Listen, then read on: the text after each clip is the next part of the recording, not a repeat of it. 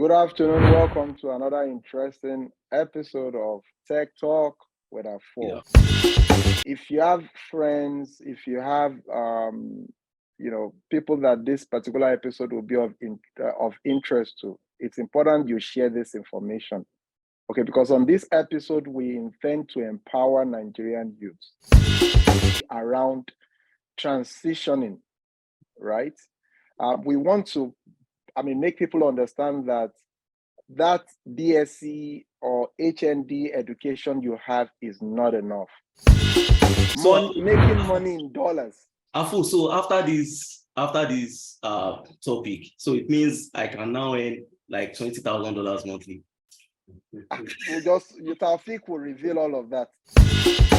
Me myself will stand, will be in a position where I can, start earning by doing jobs from international companies and earning in dollars, right? Yes. So it's a plus for me. There is a proverb also that said that he who speaks English in his in-laws' house will be the one to translate it. So you're on your own. The more you learn, the more you know you don't know. And the more you learn, the more you earn. So knowledge is actually a very powerful tool. The skill is most important. We were indoctrinated into thinking that once you have a degree in accountancy, in urban and regional planning, the world is waiting for you. But the reality is different.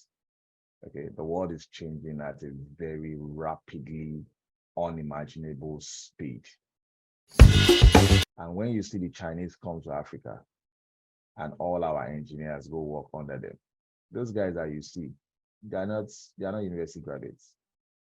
They are skilled people, segregating and, trying to put university degree above skills. It became a problem. So nobody wanted to go to those places where skills were actually, taught. So where am I coming from? The reality of those that have migrated from Nigeria is the fact that they realize that they have to start all over again. The certifications they have, not that they are not relevant, most of those certifications are global, but the guys just want to know, what can you do? What is the skill that you have? Every other thing, people will give you excuses, traffic, rain, and all of that. It snows here. Snow is even worse. If you sign up to be in person, it wants you to be there in person, clocking at 8 o'clock. It doesn't care. There's no excuse you want to make. You also know that you need to be there at 8 o'clock. So time management becomes a reality for them. Then also, it's not about the certificates you say you have or the CV that you prepared. From day one, you're on the job and you're on your own. You just need to deliver value. It's about value delivery. It's about the skills you have. Yes, they can check the box to see you have the certification. Yeah, it's nice to have. Because in honest truth, right, those certifications are supposed to validate your experience. Our youth in Nigeria, right? And, there's this assumption, right? Is it an assumption or misrepresentation that, there are no jobs in Nigeria? There are no opportunities. People graduated and they don't have jobs, right?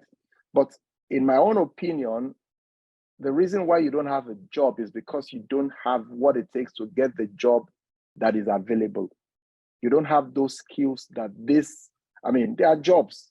If you have the right skills, trust me, you'll get a job. You can, as a matter of fact, combine two jobs together and you are making a good income. So we're speaking to the Nigerian audience, your emphasis, we want it around things iCentral is doing, skills that people need to get the type of job that would make them happy, right? That would pay the bills in Nigeria earning it both locally and international. Nigerian youths are not lazy. They just need empowerment. And we need you to empower us. I beg. Okay. And I keep on telling young people, if you resign from your organization, the day you tender your resignation and your CEO does not have any conversation with you around you leaving, then that means you've actually been warming seats in your organization. That means you are easily replaceable. Okay. You should be skilled enough to the extent that your exit will cause that business a little bit of disruption. So that is what happens when a young man is skilled. But going to what we do to empower the youth of Nigeria. My take is generally on skills and certifications, like you said. So skills is technically what gets the job done. Then certification is the validation of that skills. So I want to say in Nigerian universities, we tend to get the certifications, but the skills are not there. So, and so many people, they tend to like focus on I wouldn't say wrong skills, like focus on some skills that are not really like payable. So how can we bridge that gap? How can we enable like a more tech-focused industry in Nigeria without going abroad?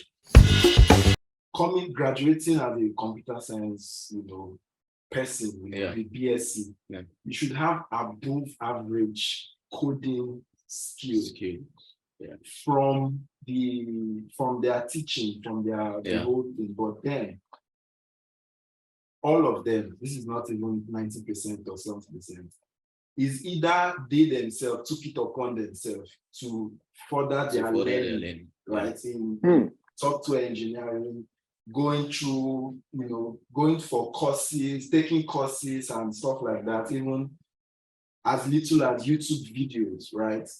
It's either that would make them stand out at the end of the day as a graduate of but the fact is, it usually isn't that they studied computer science that made them software developers or web designers or just normal, basically, right? They had to further it.